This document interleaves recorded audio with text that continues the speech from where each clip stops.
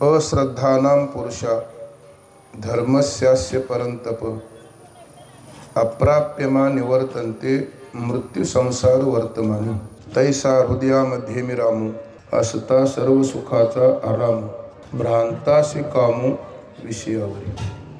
9वा अध्याय 9व्या अध्यायातील 3रा श्लोक आहे. आपण सरासरी बघितलं तर मृत्यूलोकामध्ये सगळ्यांची धडपड आहे. सगळे धडपडतात. शांतीब्रह्म एकनाथ महाराज त्यांचं भागवतामध्ये एक अर्धपद आहे. सगळ्यांच्या मनामध्ये एक इच्छा आहे, मज लागी दुःख व्हावे ऐसे कोणी भाविना जीवे. म्हणजे कोणीही जीव प्रयत्न करत नाही की मला दुःख प्राप्त व्हावं असं.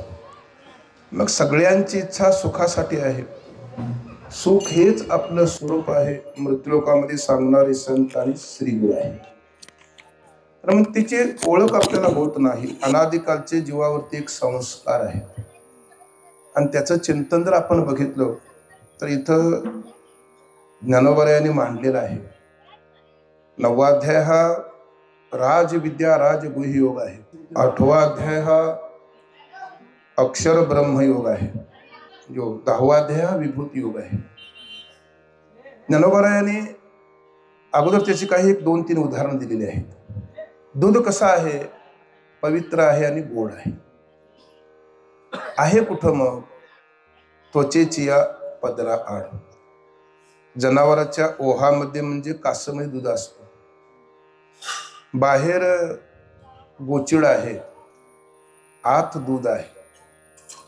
आयुष्यभर जर गोचिड बसला, दूध मिळत नाही, रक्तच पितो. एक उदाहरण आहे. दुसरं त्याने उदाहरण दिलेलं आहे. साधी साधी व्यवहारातली उदाहरणं ज्ञानेश्वरीमध्ये आहेत. ज्ञानेश्वरी जीवनामध्ये आपल्या उतरली पाहिजे, त्याचा परमार्थ आहे. वरपंगाचा लौकिकाचा परमार्थ कधीही असू नये.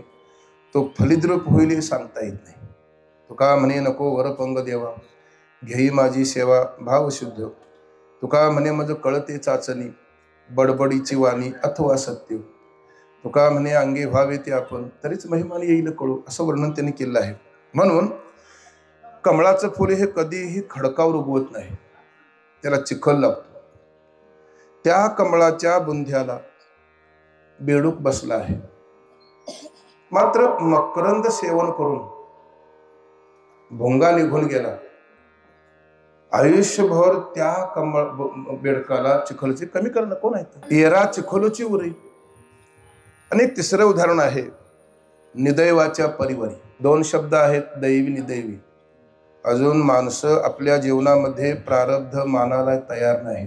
त्यानं असं केल्यामुळं असं झालं, हा भ्रम आहे मला.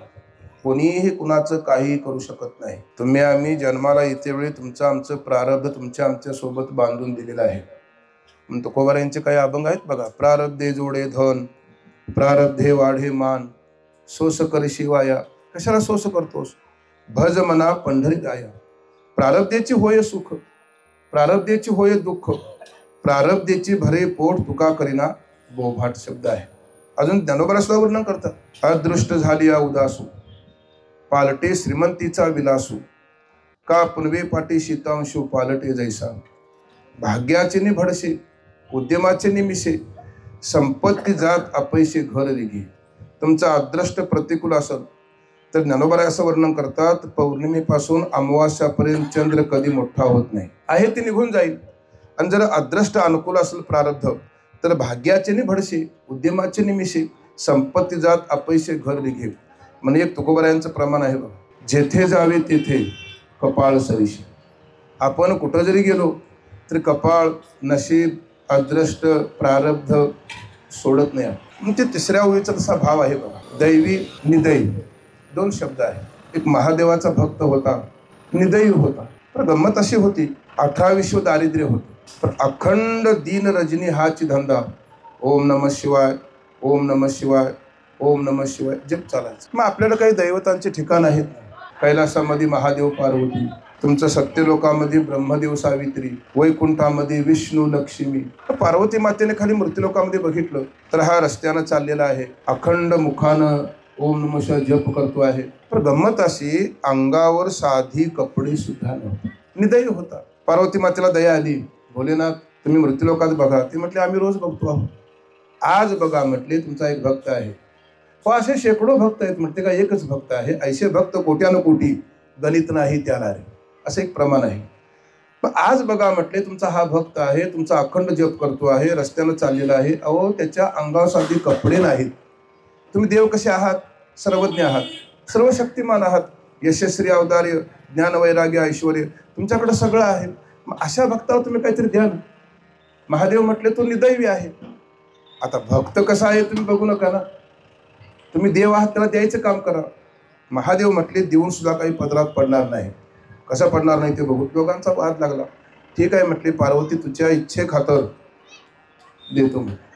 महारस्त्यानं चाललेला आहे. ओम नमः शिवाय ओम नमः शिवाय जप चालला आहे. गंमत अशी त्याच्या विशिष्ट वाटावरती महादेवाने एक धनाचं गाठोडं ठेवलं आणि सांगितलं पार्वती मातेला अजून बघ विचार कर याच्या पदरी हे पडणार नाही, कारण तो निदैवी आहे. पार्वती माता म्हटले कसं पडत नाही ते बघतो म्हटले. काही थोड्या अंतरावरती 5-10 फुटावरती ती गाठोडा आहे आणि याला नक्की ती सापडणार. हा रस्त्यानं पुढे चाललेला आहे. अजून महादेव म्हटले पार्वती बघ मी सांगतो आहे तो भक्त निदैवी आहे, याला ते मिळणार नाही. कसं मिळत नाही बघतो म्हटले. दोघांचा वाद चालला. ते गाठोड जवळ येईल तसं तो महादेवाचा भक्त मनी मानसी विचार करतो. भगवंतानं मला ऐश्वर्य दिलं आहे, म्हणजे डोळं दिलं, मुख दिलं, हात दिलं, कान दिलं, सगळं दिलेलं आहे. आता मी त्या डोळ्याच्या जोरावर मी चालतो आहे रस्त्यावर. पण आंधळी व्यक्ती कशी चालत असेल ते चालून बघायला पाहिजे म्हटला. ते गाठोडं जवळ आलं. त्या गाठोडं जवळ यायला आपलं डोळं दोन्ही लपवलं. त्या गाठोड्यावर पाय दिला आणि पुढे गेला आणि मग डोळं उघडलं. आता महादेव म्हटले पार्वती सर मी दिलं होतं ना, आताची का बुद्धी सुचली? निदैवी आहे. ज्ञानोबाने असं वर्णन करतात निदैवाच्या परिवरी म्हणजे घरी लोह्या रुतल्या हाती सहस्त्रवरी धन पुरून ठेवलेलं आहे. त्या धनावर बसला आहे आणि याला उपवास घडतात. श्रीमंत म्हणावा उपवास घडतात, दरिद्री म्हणावा धनावर बसला आहे. हे दृष्टांत सांगितले मग तैसा म्हणून सांगितले. आता हे बाकीचे 3 दृष्टांत ते काही गोचडासाठी बेडकासाठी निदैवीसाठी नाहीत महाराज, आपल्यासाठी आहे. आपली सुद्धा अवस्था अशीच आहे. आम्ही आमच्या हृदयामध्ये देव असून सुद्धा सर्व सुखाचा आराम असताना आम्ही सुख कुठं शोधतो आहोत? विषयामध्ये. मग आयुष्यभर त्या गोचडाला रक्त आम्हाला दुःखच ना. आयुष्यभर कमळाच्या बुंध्याला बसून काय करायचं त्या बेडकाला? चिखलच पदरात. आमच्या पदरात दुःखच आहे आणि धनावर बसून तरी काय करायचं? उपवास घडतात ना. तसं सर्व सुखाचा आराम असणारा भगवान परमात्मा आपल्या हृदयामध्ये आहे. भ्रांत बुद्धीनं मनुष्य सुख कुठं शोधतो आहे? विषयामध्ये. भ्रांत अशी कामो विषयावर. मग विषयात सुख आहे का हो? त्याला भरपूर पुढं वर्णन केलं आहे बघा. ज्ञानेश्वरी वाचत चला. आम्ही कुठल्याही गावामध्ये गेलो तर ज्ञानेश्वरी वाचित किती फार कमी सांगतात महाराज. सप्ताह मात्र मोठा सांगतात. 20,000 माणसं जेवली. वाच्य किती ना महाराज? वाचित नाही 4-5 असं वाच्य. मग आम्ही सांगतो आमचं तुम्हाला कळल ध्यानातून काढा. ज्ञानेश्वरी वाचली पाहिजे. श्री गुरु साखरे महाराज सांगतात ज्ञानोबाने परत अवतार घेतला तर अशी ज्ञानेश्वरी होणार नाही. एक वैभव आहे त्याची, म्हणून वाचायला पाहिजे ज्ञानेश्वरी. 2-3 ठिकाणी ज्ञानोबांचे सुद्धा पुरावा आहेत बघा. सर्वा घटी राम देहादेही एक आणि 15व्यातला 15वा श्लोक काढून बघा तुम्ही. सर्वस्यचाहम हृदय सन्निविष्टो मत स्मृती ज्ञानम अपोहनम च वेदेशी सर्वर अहमेव वेद्यो वेदांत कृत अधिदेव चाहम. भगवान वाच आहे तो अर्जुना ये रवी सर्वांच्या हृदय देशी मी अमुक आहे ऐशी जे बुद्धीस पुरे अहर्निशिती वस्तुगामी. मी सगळ्यांच्या हृदयामध्ये व्यापकत्वान आहे. मग कळना का? संता सवे वसता योग ज्ञानी पैसता गुरुचरण उपासिता वैराग्याशी. संतांची सेवा घडली पाहिजे आणि गुरूंची सेवा वैराग्यानं घडली पाहिजे. आता गुरूंची सेवा करतील हे ध्यानात काढून टाका. गुरूंची सेवा कलियुगामध्ये त्या गुरुला कुठंतरी एकदा नेऊन म्हणजे मातीत पुरतील हे सांगता येत नाही. फार वाईट अवस्था आहे माझ्या समाजामध्ये. आम्ही रोज बघतो फिरतो आहोत ना. सद्गुरूंच्या विषयी भाव निष्ठा प्रेम आदर काही नाही. मी रात्री एका मठामध्ये होतो शेंद्रीला. तर तिथे सद्गुरूंच्या 2-3 मूर्त्या होत्या. मग ते म्हणले तुम्ही आज काय अभंग घेणार? गुरूंच्या विषयी घेतो म्हटलं मी. सद्गुरू नायके पूर्ण कृपा केली निज वस्तू दाविली माझी मज. माझे सुख मज दाविले डोळा दिदली प्रेम कळा ज्ञान मुद्रा. हे सद्गुरूंचं वर्णन आहे ना महाराज. तिने काय केलं? माझं सुख मला दाखवलं आहे. मला प्रेम मुद्रा दिली, ज्ञान कळा दिली. हे सगळं सामर्थ्य कुणाचं असेल तर गुरूंचं असेल, आणि गुरूंच्या कृपेनं तो हृदयामधला भगवान परमात्मा स्वरूप आहे ते आपल्याला कळतं आहे. आणि म्हणून त्यांचं असं म्हणणं आहे, विषयात मुळीच सुख नाही. विषयी सुख आहे हे बोलण्याची सारीके नव्हे, तरी विद्युत स्फुरण कान पाहे जगा माझी. ज्ञानोबरायांचा प्रश्नचिन्ह तुम्हा आम्हाला आहे. जर विषयात सुख आहे तर रात्री 12 वाजता एक मनुष्य अंधारातून चाललेला आहे प्रवासाला, वळीव पाऊस आला आहे, ढग गडगडाले आहेत, लख दिशी वीज चमकली. चमकलेल्या विजेच्या प्रकाशामध्ये तुम्हा आम्हाला काय उपयोग होणार सांगा? मग त्या प्रकाशाचा उपयोग होणार नाही, विषयात सुख नाही सांगणारे ज्ञानोबरे आहे. पुढे उदाहरण दिलं आहे, वात वर्ष आतपू धरे ही अभ्रछायत जरी सरे तरी त्रिमाळे के धवळारे करावी का. ऊन वारा पाऊस याच्यापासून जर आपलं रक्षण ढगाच्या सावलीत होईल तर 3-3 मजले घरं काय कामाची होणार नाही.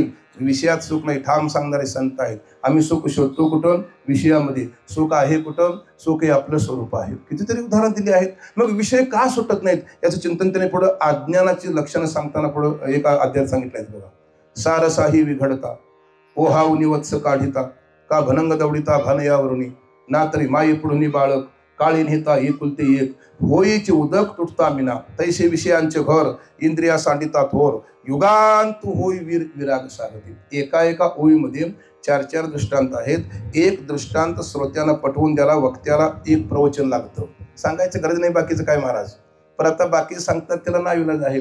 पहिल्यांदा बोवा उभारला की तुमच्या सगळ्यांचं आधी चिंतन एक अर्धा तास चांगलं पारायण केलं, आनंद आहे, असंच करीत जावा. झाला बुवा जय विठ्ठल झालं, गेला घरला. पदरात काय सांगा ना महाराज? पदरात काय बघा, सारस नावाचा पक्षी आहे. कुणी बघितलाय सांगा? ज्ञानोबाने बघितलाय. एवढी ज्ञानेश्वर आहे महाराज, ज्ञानेश्वर मला सांगालोय. सारस नावाचा पक्षी आहे. त्यांची गंमत अशी आहे, त्यांना रात्री दिसत नाही. दिवसा पती पत्नीने भेटायचं नाही. रात्री दिसत नाही त्यांना, दिवसा भेटायचं नाही. त्याची पत्नी एका डोंगरावरती आहे, तो एका डोंगरावरती आहे. दोघांनी आवाज केला, एकमेकाला भेटायचं असतं कारण दिवसा भेटायचं नाही, शास्त्राचे बंधन आहे. रात्री दिसत नाही त्या दोघांना. मग दोघांनी आवाजामुळं उड्डाण केलं. तो तिकडे गेला, ती इकडे आली. दोघांना दिसत नसल्यामुळे दोघांचं भेट झालीच नाही. तो तिच्या डोंगरावर गेला, ती त्याच्या डोंगरावरती आली, नाही भेट झाली. परत दोघांनी आवाज केला, भेटायचं होतं ना, दिवस उगवायला भेटायचं नाही असं सिद्धांत आहे. परत ती इकडे आली, हा तिकडे गेला.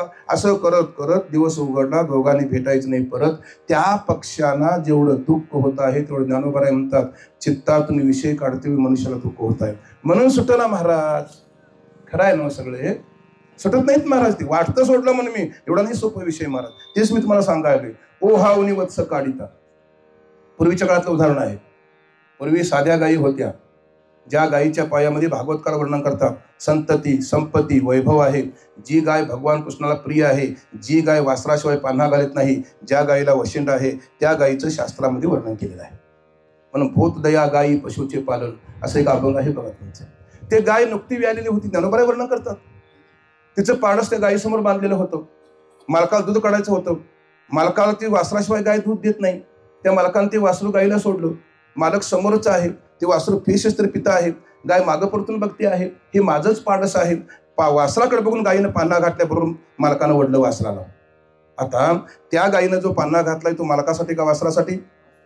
मग तो ओढतो आहे त्या वासराला, वासरू ओढतो आहे गायीकडं, मालक ओढतो खुंट्याकडं. बरं तो मालक लांब नेऊन त्याला बांधत नाही, त्या गायी जवळ बांधतो. ते वासरू गायीकडे कासकडे बघत आहे. आता ते वासरू म्हणेल का हो, शुभम करोती कल्याणम आरोग्यम धनसंपदा, अरे मालका तुझं कल्याण व्हावं. त्या वासरासमोर तो मालक दूध काढतो आहे.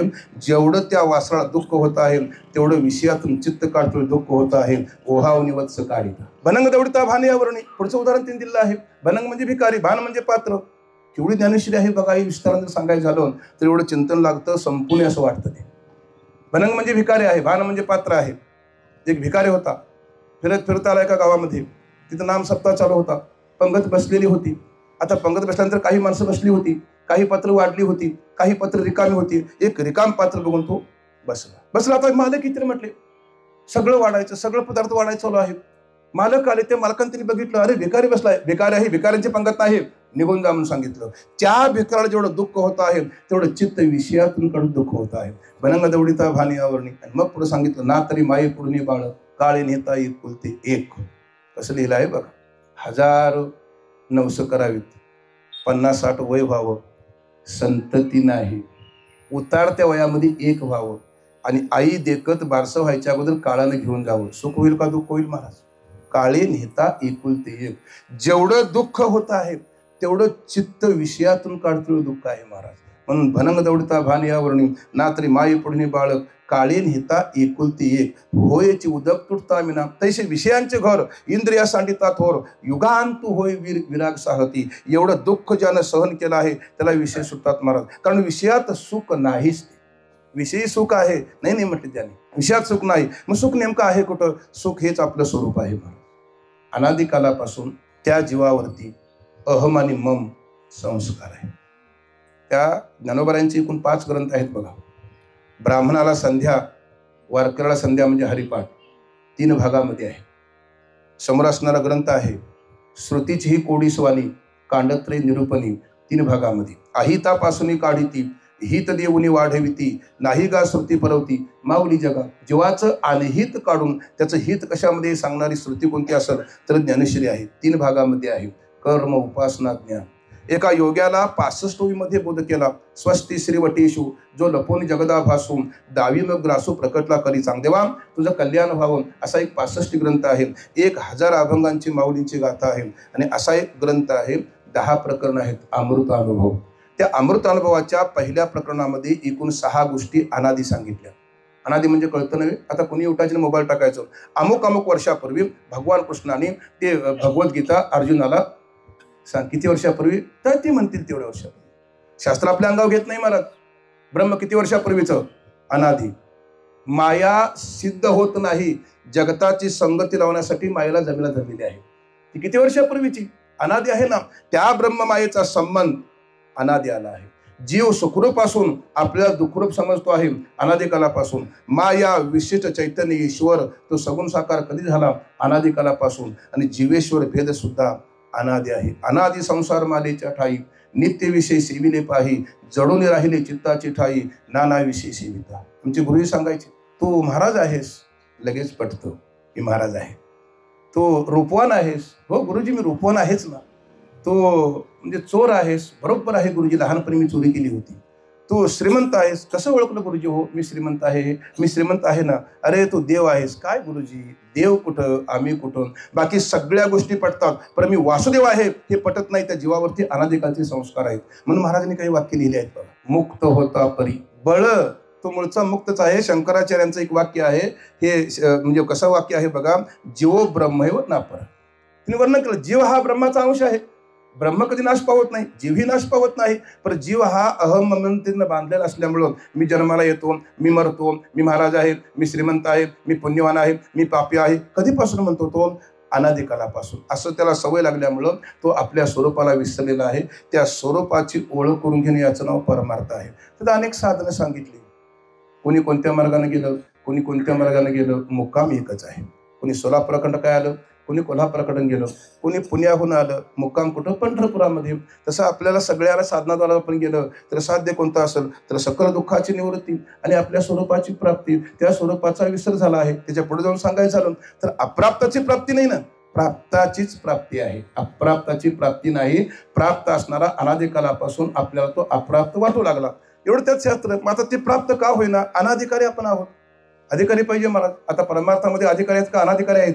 काय अनुभव आहे महाराज? परमार्थामध्ये अधिकारी आहेत का अनाधिकारी आहेत? काय विवेक आहे, वैराग्य आहे, शम आहे, दम आहे, काय श्रद्धा आहे? आहे श्रद्धा. एक अभंग आहे बघा. माता पिता देव गुरु ऐसा ज्याचा एक विचारून धन्य धन्यतयाचे शरीर नर नो हे तो ईश्वर चारी दैवती समान मानी शरणे एका जनार्दन. श्रद्धा पाहिजे ना आपल्याकडून. गुरूंच्यावर श्रद्धा पाहिजे, शास्त्रावर श्रद्धा पाहिजे, आई वडिलांच्यावर श्रद्धा पाहिजे, संप्रदायावर श्रद्धा नाही ना महाराज. वरपंखाने चालला आहे. कुठं आहे मनोनिग्रह? मी कालच दिंडीतून आलो आहे. नाही मनोनिग्रह. कुणी चहा दिला घ्यायचा, कुणी नाश्ता दिला हो घ्यायचा. मनोनिग्रह नाही, इंद्रिय निग्रह नाही, विवेक नाही, वैराग्य नाही. मग कसं भेटणार सांगा ना? अनाधिकारी म्हणून अधिकारी पाहिजे परमार्थामध्ये. अधिकाऱ्यांची आज अलीकडं वानवा आहे. सांगणारे जास्त आहेत का ऐकणारे जास्त आहेत? काय अनुभव आहे? श्री गुरु साखरे महाराज काल परवा त्यांनी देह ठेवला. त्यांचं एक वाक्य होतं पंढरपुरामध्ये एखादा वारकरी पाय घसरून पडला, त्याचा डोकं ज्याच्या पायावर पडल तो कीर्तन का. व्याख्या तिने करून टाकली महाराज. म्हणून आधी केले मग सांगितले. बोले तैसा चाले त्याची वंदावी पाऊले. मार्गे अंधा सरिसा पुढे देख नाही चाले तैसा. अज्ञाना प्रगटावा धर्म तैसा आचरुनी. आचरण शब्दाला महत्व आहे. वेद आधारे वर्तावी, विश्वही मोहरे लावावी, अलौकिक नोहावे लोकाप्रती. ते 13व्या अध्यायामध्ये एक प्रमाण आहे बघ. बहु एकांतावरी प्रीती, ज्याला एकांत आवडतो. जया जनपदाची खंती, ज्याला लौकिक नको. जान मनुष्याकारे मूर्ती ज्ञानाची. ज्याला एकांत आवडतो, ज्याला जनपदाची खंती आहे, मनुष्यात राहून तो ज्ञानाची मूर्ती आहे. इथे ज्ञानोबा आहे उवाच्य. मग ते जमतं का हे जमतं आम्हाला बघा. आपला पण ठरवायचं महाराज, आपला पण ठरवायचं. परमार्थ हा लोकांसाठी नाही, आपल्यासाठी पहिल्यांदा आहे. आपलं हित अगोदर, कुणी आलाच या सांगा म्हणून तर सांगायला जायचं, असा एक रीतिरिवाज आहे. म्हणून ज्ञानोबांच्या ठिकाणी असं म्हणणं आहे, तैसा हृदयामध्ये मी रामू. तैसा शब्द घातला सिद्धांत रूपानं आणि वर लिहिले आहेत दृष्टांत. 1, 2, 3 दृष्टांत लिहिल्यानंतर मी सांगितलं, तैसा हृदयामध्ये मी रामू. तो हृदयात असणारा राम सर्व सुखाचा आराम आहे.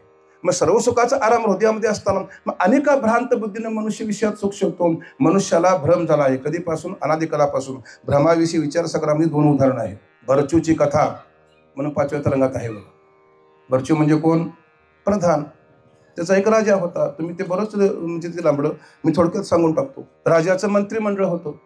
प्रधान भरचू नावाचा होता. नाव कसं त्याचं? भरचू. आणि भरचूची कथा म्हणून त्या विचारसंग्रामध्ये आहे. आता तो राजा काय करायचा? मंत्रिमंडळाची बैठक भरायचा आणि बैठक घेतल्यानंतर जवळ कोणाला करायचा? भरचूला. बाकीच्या लोकांना बरं वाटत नाही ना महाराज, याला जवळ केला, याला जवळ केला, मग ती चिरचिर करायची. पण राजा पुढे बोलणार कोण हो? एक दिवस काय झालं, राज्यावर परचक्र आलं. राजाने सभा भरवली. हे बघा आपल्या राज्यावरती परचक्र आलेलं आहे, हे मंत्रिमंडळ हो तुम्ही परतून लावा. सगळं मंत्रिमंडळ म्हटलं, संकट आलं की तुम्ही आम्हाला सांगता आणि इतर वेळी मात्र जवळ कोणाला करता? प्रधानला. जाऊ दे ना प्रधान युद्धावरती, मी तो प्रधान युद्धावर गेला की मृत्यू पावतो, राजा आम्हाला जवळचा करतो. त्यांचं म्हणणं होतं ठीक आहे म्हटला राजा, भरचू जा तू युद्धावरती. भरचू पराक्रमी होता. तो युद्धावर गेला, त्यानं युद्ध परतवून लावलं, तो विजय होऊन आला. हे मंत्रिमंडळ म्हटलं आणि हा विजय होऊन आलेला आहे, हा राजाचा जवळचा होणार आहे म्हणून त्याला वाटत तिने गाठलं आणि बेदम मार दिला. तो भरचू म्हटला आणि जर मी राजाकडे गेलो तर मला ठार मारतील म्हणून तो पळून कुठे गेला? अरण्यात गेला. तर गंमत अशी झाली पुढं, हे मंत्रिमंडळ म्हटलं समजा यदा कधी राजा शिकाराला गेला तर त्याला भरचू भेटणार आणि भरचू सांगणार मंत्रिमंडळाने मला मारलं म्हणून. तेव्हा त्याला अरण्यात पळवून लावला आणि मंत्रिमंडळ इकडे येऊन सांगायला राजाला, राजेसाहेब आपला प्रधान भरचू होता ना, तो भरचू युद्धात मेला आणि आता तोच भरचू अरण्यामध्ये भूत होऊन फिरतो आहे. राजाने एक वाक्य पाठ केलं, भरचू मेला भूत झाला, भरचू मेला भूत झाला. आणि योगागन राजा शिकारला गेला. तो भरचू म्हणतो आहे, नसना का नोकरे राजा भेटलेत. राजेसाहेब, अहो राजेसाहेब तुमचा मी प्रधान भरचू. भरचू राजा पळत सुटला. माझा भरचू कधीच युद्धात मारला गेला. आता जे आहे तो भरचू नसून कोण आहे? भूत. म्हणजे भरचू मेला भूत झाला. भूत नसून तो यथार्थ भरचू आहे. तसं आम्ही स्वरूपानं देव असून आम्ही जीव म्हणतो आहोत, त्यातला एक फरक आहे. हा भ्रम जायला पाहिजे. राजानं तेवढं वाक्य पाठ केलं, राजाला असून भरचू भूत म्हणतो आहे. तसं आम्ही असून वासुदेव, आम्ही महाराज म्हणतो, मी श्रीमंत म्हणतो. हा भ्रम आहे भ्रांताशी कामू विषयावर. म्हणून एक छोटं उदाहरण आहे बघा पुराणामध्ये. आपल्याकडे काही प्राणी आहेत. एक प्राणी असा आहे हरिण, आणि तो हरिण विशिष्ट वयामध्ये आला, त्याच्या बिंबीमध्ये कस्तुरी असतो. फुटतो, फुटलं की सुगंध पसरतो. मग सुगंध आत आहे का बाहेर आहे? ते बाहेरनं सुगंध म्हणून असं ते नाक घासत घासत घासत फिरतं. सुगंध भेटत नाही, भेटणारच नाही ना, कारण तो आत सुगंध आहे, ते शोधत आहे बाहेर. ते म्हणजे हरण असं पळून पळून दंबून मरतं, सुगंध भेटत नाही. हा उदाहरण दिलं आहे त्या हरणाचं. तसं अनंत जन्म आम्ही बाहेर सुख शोधतो, मग मिळाला का नाही? किती जन्म झाला फेरा, गणित नाही दातारा, पडलो आवर्ती भोवरा, एक एक जन्म कोटी कोटी फेरा, मग लागेवारा मनुष्य देहाचा. हे सगळं फेरे फिरताना त्या विषयातल्या सुखाच्या पाठी लागून अनंत जन्म फिरतो आहे आणि त्यातला एक जन्म म्हणजे मनुष्य देहाचा आहे. तो प्राप्त झाला तर एक भागवत करण्याचं भरपूर वर्णन केलं. म्हणजे तळाशेकर महाराज कोवी सांगायचे, पाहुनी मनुष्य देहाशी सुख झाले भगवंताशी, अधिकार ब्रह्मज्ञानाशी, येण्याची देहे मज प्राप्ती. उद्धवा, तो मनुष्य देह बघून मला एवढा आनंद होतो. कोण सांगतो? आहात स्वतः भगवान परमात्मा. का आनंद होतो? हे सगळं मी निर्माण केलं आहे. 84 लाख जीव निर्माण केले, 4 खान निर्माण केल्या, 21 स्वर्ग निर्माण केले, 7 पाता निर्माण केले, हा मृतलोक निर्माण केला, पण काय उपयोगाचं नाही मला. मला मनुष्यदेह बघून का आनंद होतो? या सगळ्यामध्ये मला जर कोणी ओळखलं तर त्या मनुष्यानं, म्हणून तो बघून मला आनंद होतो. देव म्हणतो आहे, ज्या अर्थी देव म्हणतो आहे, जर मी बघून मनुष्य बघून जर मला आनंद होतो तर मनुष्याला देव बघून आनंद व्हायला पाहिजे का नको? राहायला तयार नाही तिथं महाराज. देवाजवळ राहायला तयार नाहीत. वाट पाही उभा भेटीची आवडी इकडे दाबून ठोकून रोज सांगतात. भगवान परमात्मा वाट पाही उभा राहिलाच तर सांगशील नव्हे. वारीचा विधी कळलाय का अजून महाराज? जामदार फडातर्फे परभणीकर गुरूंच्या पासून रामबागेमध्ये साखरी संप्रदायामध्ये प्रवचन कीर्तन पौर्णिमेच्या काल्यापर्यंत आहे. आणि पौर्णिमेच्या काल्याला वारीची सांगता आहे. द्वादशीच्या काल्याला राहीनाथ महाराज. अख्खं पंढरपूर एकाच रिकाम होतं. कसा वारकऱ्याला विधी म्हणजे फल मिळायचं वारीचं. अजूनच्या पुढे जाऊन साखरे महाराज सांगायचे आमचे, जी वारी आपण घेतलेली आहे त्या वारीच्या दशमीची आंघोळ चंद्रभागेत नाही झाली तर दुसऱ्या वारकऱ्याने एक दगड उचलून तो पाण्यात टाकाय, तो वारकरी हयात नाही म्हणून. कुठं फल आहे महाराज? काकडा करतो आम्ही हरिपाठ सगळं. आमच्या त्रासिक महाराज सांगायची 30 वर्षे महिन्याचा वारी करणारा भेटला वारकरी, गळ्याला पडला, डोळं सुजून असं लाल झालं होतं. हेच वारीचं फल आहे काय? तुका म्हणे खातो आनंदाचे लाडू, नकाचर पडू घ्या रे तुम्ही, सर्व सुख ल्यालो सर्व अलंकार, आनंदे निर्भर डुल्लत असो, असो ऐसा कुठे आठवची नाही, देहीची विदेही भोगदशा परमार्थातलं फल आहे हे महाराज. आणि हे फल अजून मिळालं नाही आपल्याला. फलापासून वंचित म्हणून ही साधना आहे. त्यात साधनं काही सांगितली. कुणी नामस्मरण करतो, कुणी कथा कीर्तन ऐकतो, कुणी प्रवचन करतो, कुणी ज्ञानेश्वरी वाचन करतो. सगळ्या साधनाचा एकच भाव आहे, आपल्याला आपल्या स्वरूपाची ओळख व्हावी.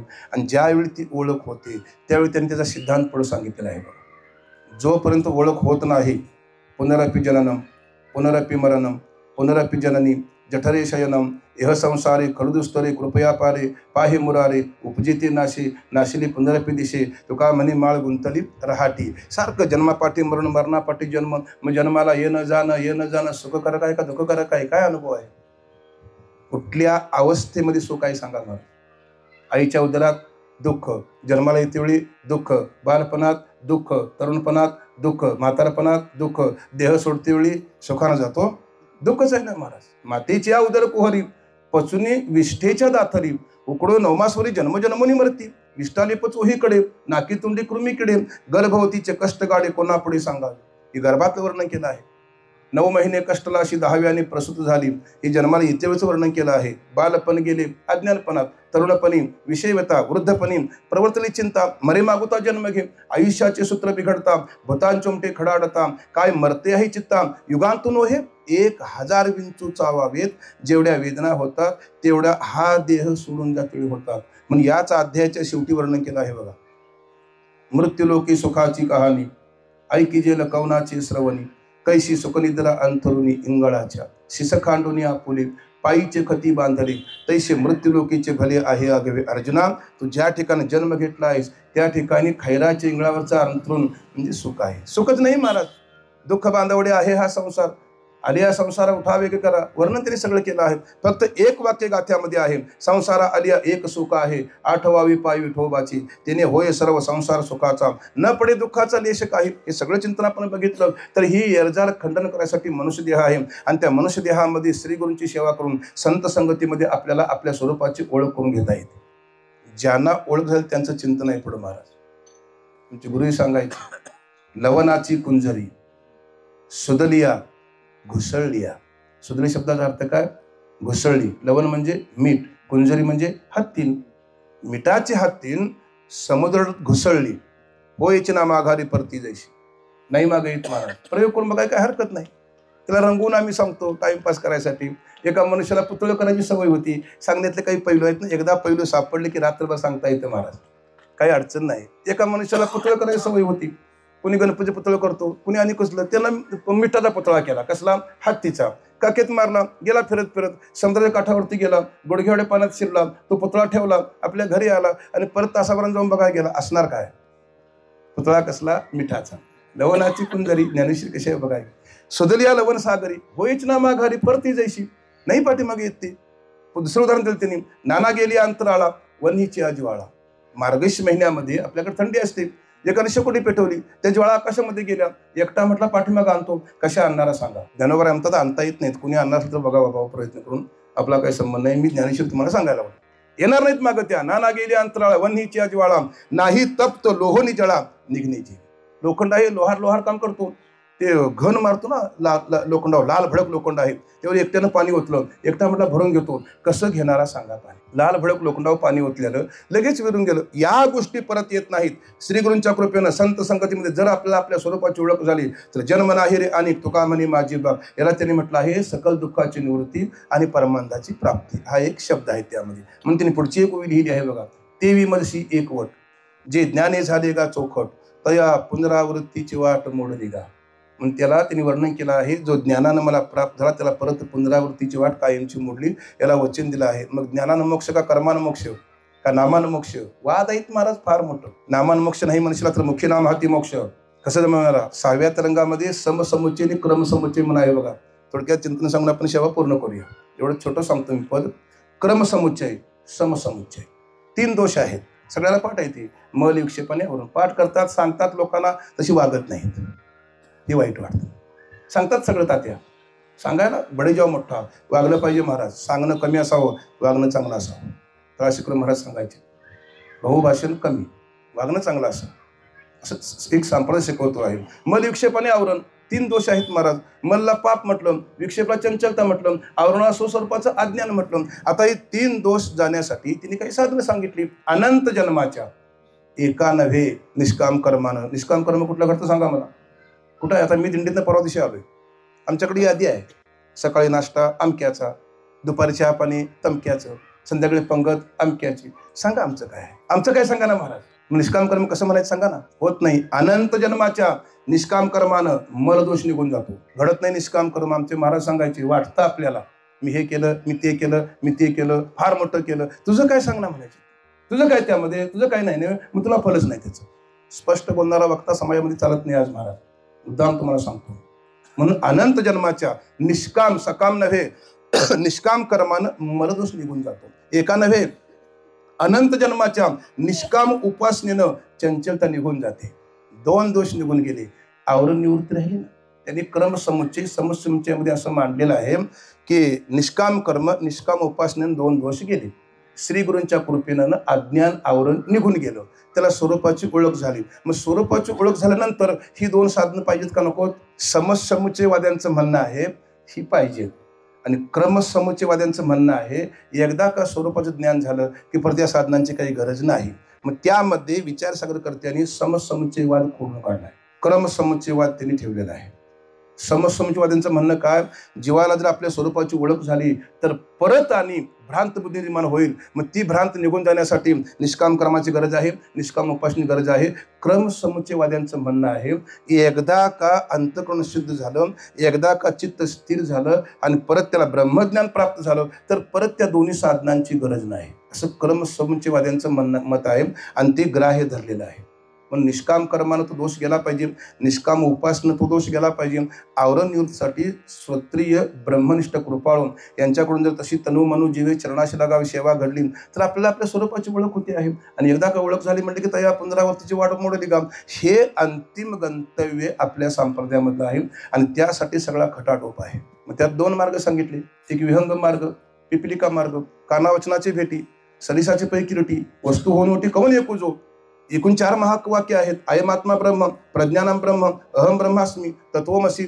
त्यापैकी श्री गुरु ते तूच आहेस तत्वमसी महावाक्याचा उपदेश करतात. तत्क्षणी बोध होणं तीव्र अधिकारी, कानावचनाची भेटी, सलिसाची पैकिरटी, आणि मी आसन कसा ब्रह्म, मग तो मंद अधिकारी. मग त्याला साधना सांगितली, नाही तरी गायशे करी या अटापहारा माझारी, मोठ के निमिष बरी दे तुझाय, किंवा काही थोडा बहुत लाग पाठ, करा भक्तिभाव धरा बळकट, तन मन ध्यान द्या लावून या नीट, जरी करणी असेल गोड शेवटी गा. ही त्याला साधना सांगितली. नामस्मरण, अंतःकरण शुद्धी, ईश्वर कृपा, गुरुकृपा, शास्त्र कृपा, अंतःकरण कृपा, मी वासुदेव तत्वता. भ्रांत बुद्धी निघून जाते, आणि मग मी कसा आहे, मी जन्माला येत नाही, मी मृत्यू पावत नाही, मी गरीब नाही, मी श्रीमंत नाही, मी उंच नाही, मी ठेंगणा नाही, मी पुण्यवान नाही, मी पापी नाही, मी आहे कोण? मग मी वासुदेव आहे. मग मी जर वासुदेव आहे, दिसणार सगळं कोण आहे? हे समस्त श्री वासुदेव ऐसा प्रतिद्रसाचा अवतला भाव. त्याला त्याने म्हटलं आहे भक्ता माझी राहो ज्ञान या तुझे, हे विश्वची माझे घर, ऐशी मती दयाची स्थिर, किंबहुना चराचर आपण झाला, याही वरी पार्था माझे भजनी आस्था, तया ते मी माता मुकुट करीन. असा एक ज्ञानोत्तर भक्ता सिद्धांत त्यांनी मांडलेला आहे. भरपूर चिंतन त्यामध्ये आहे. जे पुरुषार्थ सिद्धी चौथी घेऊन आपली हाती, रिगाला भक्तीपंथी जगात येतो, असा एखादा महात्मा असतो, त्याची संगत आपल्याला घडली तर आपल्याला त्याच्यापासून ज्ञान प्राप्त होतं. आणि ज्ञान हेच स्वरूप आहे आपलं, त्याला सुख म्हटलेलं आहे. ज्ञान नावाची वस्तू काय अशी चौकोनी गोल उंच ठिंगणी सावळी गोरी अशी काही नाही, ते जाणायची वस्तू आहे आणि ती जाणता येते. भागवतकरांनी म्हटलं आहे, ती जाणून देणारं कार्य कोणाचं असेल तर श्री गुरूंचं आहे. मग गुरु थोर का ब्रह्म थोर, सांगा जय विठ्ठल करूया. गुरु थोर का ब्रह्म थोर, त्या ब्रह्माची ओळख कुणी करून दिली? गुरु थोर आहेत महाराज. हा देव म्हणून कोण सांगतो? भक्त सांगतो आहे.